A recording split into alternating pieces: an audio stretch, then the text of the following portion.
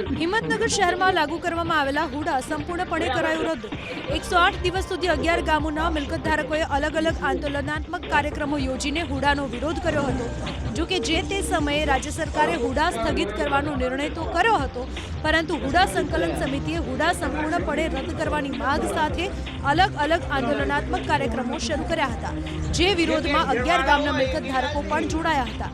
જો કે 2 દિવસ અગાઉ હુડા સંકલન સમિતિના સભ્યોએ મુખ્યમંત્રી ભૂપેન્દ્રભાઈ પટેલ સાથે બેઠક કરી, જે બેઠકમાં હુડા સંપૂર્ણપણે રદ કરવા માટે સરકાર તરફથી બાહેધરી અપાઈ હતી। ત્યારે આજે હુડા સંકલન સમિતિને હુડા સંપૂર્ણપણે રદ કરવાનો સરકાર તરફથી લેખિત પરિપત્ર મળતા 11 ગામોના મિલકત ધારકોમાં ખુશીની લહેર જોવા મળી। હુડા સંકલન સમિતિના સભ્યોએ આ પરિપત્રને આવકારીને ખુશી વ્યક્ત કરી।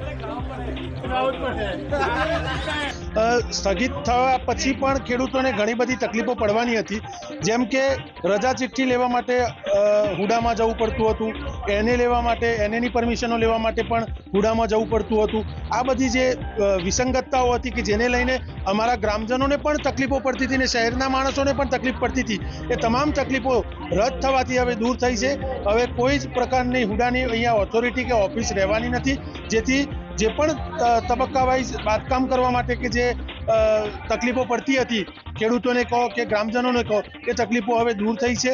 અને જે મોંઘવારી પણ વધવાની હતી આના લીધે કે રજા ચિઠ્ઠી લેવાના ચાર્જિસ કે એક રજા ચિઠ્ઠી 1500 રૂપિયાની રજા ચિઠ્ઠી જે ગ્રામ પંચાયત આપતી હોય એ રજા ચિઠ્ઠી લેવા માટે 50,000 રૂપિયા સુધીના ખર્ચાઓ અહીંના લોકોને કરવા પડતા